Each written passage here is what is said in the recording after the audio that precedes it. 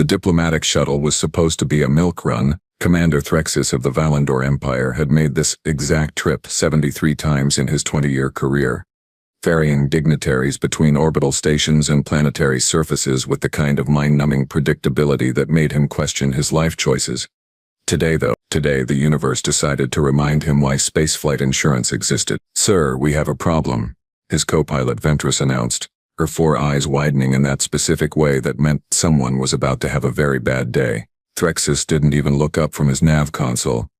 "Define problem. Is it the kind where we fill out paperwork, or the kind where we start praying to whatever gods our passengers believe in?" "The second one. Definitely the second one." That got his attention. The viewport exploded with red warning lights as their shuttle lurched sideways, throwing everyone against their restraints. In the passenger section behind them, he could hear the unmistakable sound of Supreme Coordinator Malthar, the second most powerful being in their entire star system, letting out a stream of profanity that would have made a cargo hauler blush. "Micrometeor swarm," Ventress shouted over the alarms. They came out of nowhere. "Shielding is down to 30%. Threxus's hands flew across the controls, his training kicking in even as his brain screamed that they were all about to become very expensive debris. The shuttle bucked and weaved, its hull screaming as dozens of tiny rocks moving at relativistic speeds punched through their outer plating like it was made of tissue paper. "Hold on," he yelled. Though honestly, what else were they going to do? Let go? The shuttle spiraled toward the planet below, its engines coughing and sputtering like a dying animal. Through the chaos, Threxus caught glimpses of their destination, Earth. That weird little backwater planet that had just joined the galactic community 6 months ago. The place everyone in the Empire whispered about because its inhabitants were simultaneously the most helpful and most terrifying species anyone had encountered. Humans. Why did it have to be humans? "We're going down," Ventress announced, which was possibly the most unnecessary statement in the history of space travel, given that they were currently plummeting through the atmosphere like a brick wrapped in fire. Threxus fought with the controls, managing to angle their descent just enough that they might survive the impact. Might. The operative word being might. The shuttle clipped the tops of trees, shearing off pieces of hull with each impact, before finally slamming into what appeared to be an open field near some kind of educational facility. The world went sideways, then upside down, then sideways again. Metal shrieked. Glass shattered. Threxus was pretty sure he screamed at some point, though he would deny it forever if anyone asked. Then, silence. Well, relative silence. Alarms were still blaring. Something was definitely on fire, and he was pretty sure his left antenna was bent at an angle that nature never intended. But they were alive. Probably. "Everyone okay?" he croaked, fumbling with his restraints. "Define okay." Ventress groaned from beside him. Threxus stumbled into the passenger section, smoke stinging his eyes. The shuttle's interior looked like someone had put it in a blender and hit frap. Debris everywhere. Sparking wires dangling from the ceiling, and in the middle of it all, slumped against a bulkhead and bleeding a disturbing shade of purple from a gash across his torso, was Supreme Coordinator Malthar. "Oh no. Oh no. Threxus rushed to his superior's side. "Sir? Can you hear me?" Malthar's eyes fluttered open, unfocused and glassy. "Did we die?" "Not yet. But the day's still young. Always the optimist." Malthar coughed, and more purple blood bubbled from the wound. His ceremonial robes, worth more than Threxus made in a year, were soaked through. "How bad is..." Threxus examined the injury and felt his stomach drop. Deep laceration across the abdomen, probably from a piece of shrapnel. Definitely hit something important. Multiple somethings. The Supreme Coordinator's secondary heart was visible through the wound, which was never a good sign. On a scale of 1 to 10. 17. "Wonderful. Simply wonderful." Malthar's head lolled back. "Call for medical assistance. Use my personal emergency beacon." Threxus was already moving, grabbing the beacon from Malthar's belt pouch. He activated it, and immediately a holographic display flickered to life. "This is Commander Threxus requesting immediate medical evacuation. Supreme Coordinator Malthar is critically injured. We've crashed approximately..." He glanced at the navigation system, which was somehow still working. 2 kilometers from something called Newton University, Earth, Sector 7. The response came back almost instantly. Acknowledged. Nearest Valandor medical team is 4 hours away. Nearest galactic community emergency response is 2 hours. Initiating evacuation protocols, 4 hours. Malthar would be dead in 40 minutes. Tops. We don't have that kind of time. Threxus snapped at the hologram, working on expediting. A loud banging on the shuttle's hull cut off the automated response. Then voices. Human voices, speaking in that rapid-fire way they had that always made Threxus feel like he was missing half the conversation. "Hello? Anyone alive in there? We saw you crash. We're coming in." Before Threxus could respond, the emergency hatch blew open with a hiss of decompressing atmosphere. Sunlight streamed in, silhouetting a figure climbing through the opening. A human figure. The human dropped into the shuttle with practiced ease, and Threxus got his first good look at their potential savior. Or killer. With humans, it was honestly 50-50. She was young, probably barely out of adolescence by human standards. Dark hair pulled back in a messy ponytail, wearing what appeared to be casual planetary clothing. Jeans, his translator helpfully supplied. A worn shirt with some kind of band logo. Sensible. She carried a bag over one shoulder that looked like it had seen better decades. "Holy crap," she breathed, taking in the carnage. Her eyes, a striking green that seemed to catalog everything in seconds, landed on Malthar. "Okay, that's not good. That's really not good." More humans poured in behind her. Students, Threxus realized. They were at a university. Of course, because their terrible day needed to get weirder. "Emily, should we call emergency services?" one of the other humans asked. A tall male with dark skin and worried eyes. "Already did, Marcus," the first human Emily replied. She was moving toward Malthar, shrugging off her bag. "But look at him. He's not going to make it if we wait." "What are you doing?" Threxus demanded, moving to intercept her. "Stay back. This is the Supreme Coordinator of the Valandor Empire. You can't just what? Save his life?" Emily fixed him with a stare that could have cut steel. "Look, tall, dark, and antennaed. I don't care if he's the Emperor of Space or whatever. He's bleeding out, and I know first aid, so you can either help me or get out of my way, but make a choice fast because he's got maybe 30 minutes before his organs start shutting down." Threxus blinked all four of his eyes in rapid succession. Humans. They had a reputation for being aggressive, stubborn, and completely unable to recognize proper authority structures. Apparently, the reputation was well earned. "How could you possibly know? Pre-med, 3 years running. I've patched up everything from drunk frat boys who thought they could parkour to my little brother's science experiment gone wrong." She was already kneeling beside Malthar, her hands moving with surprising confidence as she assessed the wound. "Also, anatomy might vary, but trauma is trauma. This guy's got a serious laceration, probable internal bleeding, and I'm guessing whatever purple stuff is leaking everywhere is supposed to stay inside." "That would be correct," Malthar wheezed, actually cracking a smile despite his predicament. "I like her. She's blunt." "Sir, you're delirious." "I'm dying, Threxus. There's a difference." Malthar looked up at Emily with genuine curiosity. "Can you actually help me, young human?" Emily had already pulled supplies from her bag. A first aid kit that looked like it had been assembled by someone who actually knew what they were doing, not the useless decorative ones most people carried. "I can try. Fair warning though, I've never worked on an alien before." "You guys have how many hearts?" 3. Cool. "And how many of them are currently working?" Malthar considered this. 2? Maybe 1.5? "Fantastic. Love that for us." Emily was pulling on gloves now. Actual medical gloves. She looked up at the other students crowding the shuttle. "Marcus, I need you to get my actual medical kit from my dorm.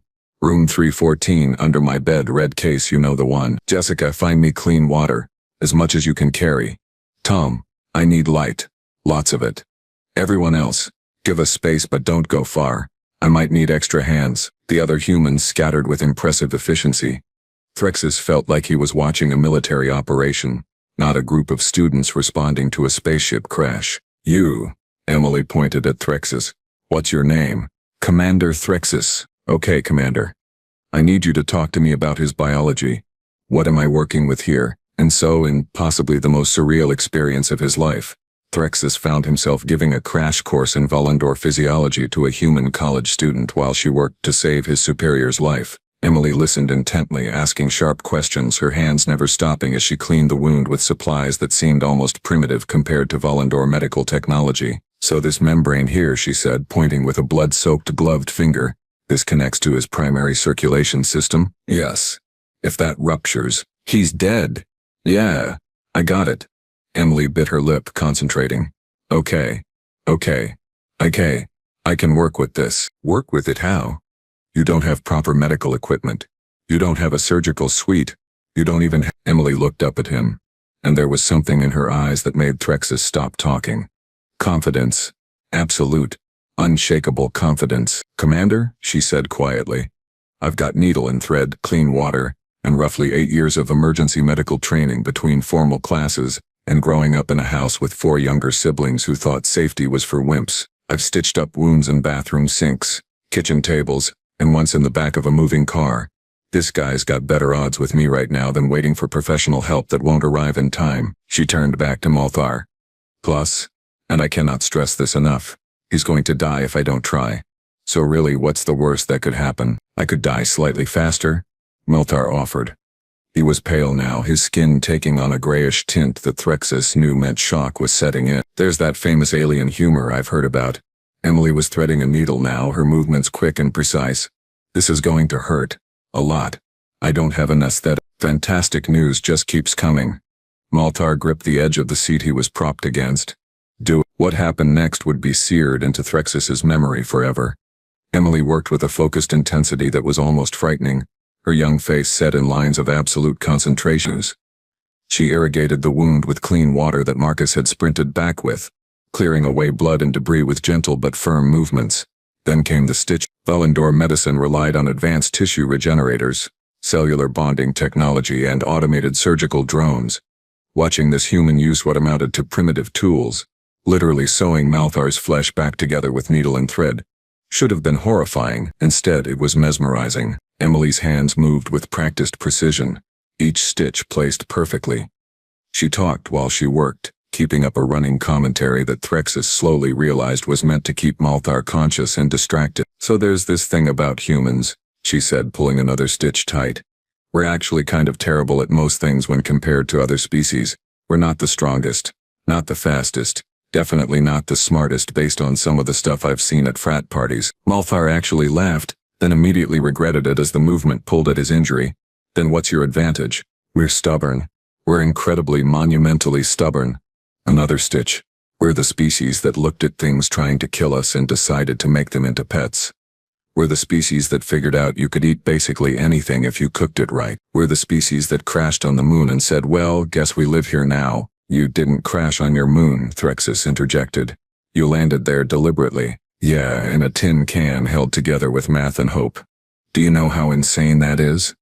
We did that before we had proper computers." Emily was working on the deeper layers now, her brow furrowed. "The point is, humans don't quit. We see a problem, and we keep going until it's fixed or we're dead. Sometimes both." "And you think that applies here?" Malthar asked, his voice stronger now. The shock was passing, adrenaline or whatever Valandor equivalent kicking in. "I think you crashed on a planet full of stubborn apes who learned medicine because we kept hurting ourselves doing stupid stuff. I think your lucky day was landing here instead of literally anywhere else." She tied off another stitch. "Also, and I mean this in the nicest way possible, your species has terrible tissue density. This is way easier than stitching up my brother Jake after he decided to wrestle a barbed wire fence." "Who won?" Malthar asked. "The fence. Always the fence." By the time Emily finished, 40 minutes had passed. Malthar's torso was crisscrossed with neat, precise stitches holding together a wound that should have killed him. It wasn't pretty. It wasn't advanced. But it was working. The bleeding had stopped. His color was returning. His breathing steadied. Emergency services arrived just as Emily was bandaging the wound with supplies from her expanded medical kit. Human paramedics burst through the shuttle door, professional and efficient, only to stop short at the scene before them. A young woman, covered in purple alien blood, calmly finishing field dressing a wound on what was clearly a very important alien dignitary. Said dignitary looking pale but stable, actually smiling at something she was saying, a Valandor commander watching with an expression somewhere between shock and awe. "Well," one of the paramedics said after a long pause, "this is new." The University Medical Center had seen its share of weird incidents over the years. Food poisoning from questionable dining hall choices, sports injuries that defied physics. That one time a chemistry experiment achieved sentience for 47 seconds before exploding. But an alien supreme coordinator recovering from emergency field surgery performed by a pre-med student in a crashed spaceship. That was definitely going in the record books. Emily sat in the hallway outside the intensive care unit, still wearing her blood-stained clothes because apparently nobody had thought to offer her a change. Her hands had finally stopped shaking about an hour ago, right around the time the adrenaline wore off and the reality of what she had just done hit her like a freight train. She had just stitched up an alien, with regular thread, in a crashed spaceship, using skills she had learned from a combination of medical textbooks, YouTube videos, and that one terrifying summer working at her uncle's veterinary clinic. "I need to make better life choices," she muttered to herself. "If it helps," a voice said from beside her, "you probably just prevented an interstellar incident." Emily looked up to find Commander Threxus standing there, looking significantly better than he had in the shuttle. Someone had cleaned him up, straightened his bent antenna, and given him what appeared to be fresh clothing. He held 2 cups of something steaming. "Coffee," he explained, offering her one. "I'm told humans require it to function, though I should warn you I had to guess at the preparation. The machine had 47 options, and I may have panicked and selected something called a caramel macchiato with extra foam." Emily accepted the cup with a grateful nod. "That's actually perfect. Thanks." Threxus settled into the chair beside her, his posture suggesting someone who had been standing for way too long, and was finally allowing himself to collapse. "How are you feeling?" "Like I just committed medical malpractice on an interstellar scale." Emily took a sip of the coffee. It was too sweet, but right now she would have drunk motor oil if it had caffeine. "Is he actually going to be okay?" "According to the doctors, yes. Your stitching, and I'm quoting here, was remarkably competent for such primitive methods." Threxus smiled, which on a Valandor face involved way more teeth than Emily was comfortable with. "They're keeping him for observation, but he's stable. Oh wait, and asking to see you actually." "Me? Why?" "Because you saved the life of one of the most powerful individuals in our empire using needle thread and what he described as terrifyingly casual competence." Threxus studied her over his own cup of coffee. "Also because half the university apparently recorded the whole thing on their communication devices, and it's currently the most viewed video on Earth's information network." Emily felt the blood drain from her face. "What?" Threxus pulled out a small holographic device and activated it. Sure enough, there she was on screen, crawling into the shuttle, assessing Malthar's injuries and proceeding to perform emergency surgery while giving a running commentary about human stubbornness and her brother's fight with a fence. The video had 17 million views and counting. "Oh God. Oh God, I'm going to get expelled. I'm going to get arrested. I'm going to get deported from Earth somehow, which doesn't even make sense because I was born here." "Breathe," Threxus instructed. "You're not in trouble. Quite the opposite." Before Emily could process that statement, her phone exploded with notifications. Text messages, calls, emails, all flooding in faster than her poor outdated device could handle. She scrolled through them with growing disbelief. Messages from the university dean, the medical school admissions office, the department head, 3 different news networks, someone claiming to be from the Galactic Community Council, and, most surprisingly, her younger brother Jake with the message, "Holy crap, you're famous also. Can you still help me with my calc homework?" "This is insane," Emily whispered. "Welcome to interstellar fame," Threxus said dryly. "It's exactly as uncomfortable as you're imagining." A door opened down the hall and a nurse human stepped out and gestured to them. "He's asking for you both. Try not to excite him too much. He's still healing." Emily stood on shaky legs and followed Threxus into the hospital room. It was larger than standard, hastily converted to accommodate Valandor physiology. Malthar lay in a specialized bed that looked like someone had crossed a hospital gurney with a spacecraft interior, surrounded by both human and alien medical equipment that beeped and hummed in harmony. He looked better, still pale, still injured, but alive in a way that he definitely hadn't been in that shuttle. His eyes focused on Emily as she entered, and he smiled. "The hero of the hour," he said, his voice stronger than she expected. "Come in, please. I promise I won't bleed on you again." "I'd appreciate that, sir." Emily approached the bed cautiously. "How are you feeling?" "Like I was impaled and then sewn back together by a human with nerves of steel and steady hands." Malthar shifted slightly, wincing, which is to say remarkably well considering the alternative was death. "I understand I have you to thank for my continued existence. I just did what anyone would have done." "No." Malthar's voice was firm. "Most people would have panicked. Most people would have waited for proper medical assistance. Most people would not have looked at a dying alien and decided that thread and determination were sufficient tools for surgery. To be fair, I was winging it pretty hard." Threxus snorted. "She told me I could either help or get out of her way, to my face, while I was trying to protect you, and thank goodness she did." Malthar reached over and pressed a button on his bed.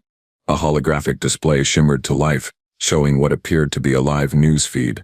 Multiple channels all showing the same thing. Emily's rescue. Do you understand what you've done, Emily? She shook her head mutely. Humans joined the galactic community 6 months ago. In that time you've been controversial. Your species has a reputation for being aggressive, unpredictable, and frankly terrifying to most of the more peaceful races. There have been numerous debates about whether Earth should even be allowed to remain in the community. Emily felt her stomach sink. Oh, but this, Malthar gestured at the screens. This changes everything. You didn't know who I was.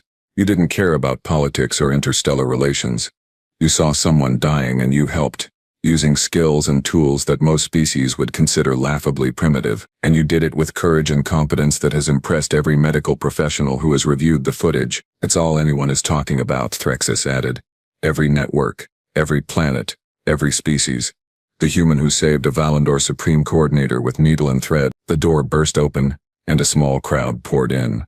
More Valandor based on the antenna situation, along with several humans in official-looking suits. One of them, a woman with gray hair and a no-nonsense expression, strode directly to Emily. Miss Emily Parker, she said, and even without knowing who this person was, Emily could tell she was important. I'm Ambassador Lin, Earth's representative to the galactic community. We need to talk. The next hour was a blur of explanations, debriefings, and what Emily could only describe as the weirdest job interview of her life. Apparently, her impromptu surgery had not only saved Malthar's life, but had also somehow become a turning point in human-alien relations. The galactic community was impressed, fascinated, and more than a little intimidated by a species that could perform successful emergency surgery with what amounted to craft supply. The thing you need to understand, Ambassador Lin explained, sitting across from Emily in a hastily arranged conference room, is that most species in the community have had advanced medical technology for thousands of years. They've forgotten how to improvise, how to make do with less than ideal circumstances. Humans. We've only had modern medicine for about a century. We remember what it's like to have to figure things out on the fly. So I'm famous for being primitive. Emily asked. You're famous for being resourceful, Malthar corrected. He had insisted on attending this meeting despite his doctor's protests, now seated in a mobile medical unit that hovered beside the table. For seeing a problem and solving it with the tools available. That's not primitive. That's adaptive, and it's exactly the kind of thinking the community needs. One of the Valandor officials, an older female with elaborate facial markings that suggested high rank, leaned forward. We have a proposal, Miss Parker. Actually, several proposals. Emily blinked. Proposals? The medical school at Newton University has offered you a full scholarship, Ambassador Lin said, consulting a tablet. 3 different galactic community research institutes have requested you for internships. The Valandor Empire has offered you a position as a cultural liaison and medical consultant. And, most interestingly, Supreme Coordinator Malthar has personally requested that you be assigned to his diplomatic team as a human medical specialist. Emily's brain stalled. I'm sorry, what? You're 20 years old, correct? Malthar asked gently. 21 next month. Young. Very young by most species standards. But you have a gift, Emily. Not just medical skill, though you clearly have that. You have the ability to stay calm under pressure, to think clearly when others panic, to act decisively when action is needed. Those are rare qualities, and they're exactly what we need as humans integrate into the wider galaxy. I'm a pre-med student who lives off ramen noodles and spite, Emily protested. I'm not qualified for any of this. You saved my life with thread and stubbornness, Malthar countered. I'd say you're overqualified. Ambassador Lin smiled. Obviously, you don't have to decide right now. But the offers are real, and they're not going away. You've become a symbol, Emily, of human potential, of the unique perspective your species brings to the community. People are excited about that. Some people, one of the Valandor officials muttered. Others are concerned. Concerned about what? Emily asked. About humans in general. The official, who introduced himself as Counselor Vex, didn't look hostile, just cautious. Your species is young, aggressive, and unpredictable. You've been in space for barely a century, and you're already pushing boundaries that took other species millennia to reach. That makes some of us nervous. But, Malthar interjected smoothly, what happened today shows the positive side of human nature, the willingness to help, even at personal risk. The refusal to give up in the face of impossible odds. These are qualities that balance out the more concerning aspects. Emily sat back in her chair, her mind racing. This morning she had woken up worried about a biochemistry exam. Now she was apparently an interstellar celebrity being offered opportunities that didn't seem real. "Can I think about it?" she asked finally. "Of course," Ambassador Lin said. "Take all the time you need." "Well, within reason. The media storm isn't going to die down anytime soon." As if on cue, Emily's phone buzzed again. She glanced at it and saw a new message. This one from an unknown number with what looked like an off-world code. The message was simple. "Thank you for proving us right about humanity. Welcome to the bigger picture. The galaxy is watching." It was signed by someone named Director Kellen of the Galactic Medical Alliance. Emily showed the message to Malthar, who chuckled, despite the obvious pain it caused. "See? Famous. I told you, this is completely surreal. Wait until you see the gift basket the Valandor Imperial family sent," Threxis said, appearing in the doorway. "It's literally bigger than your dormitory room. Also, there are approximately 47 news crews outside the building and campus security is threatening to quit." "Perfect. Just perfect." Emily rubbed her temples. "What do I even do with all this?" "Whatever you want," Malthar said simply. "That's the beauty of it. You didn't ask for fame or recognition. You just did what you thought was right. Now you get to decide what comes next." Emily looked around the room at the assembled diplomats, officials and aliens who were all watching her with varying degrees of curiosity and hope.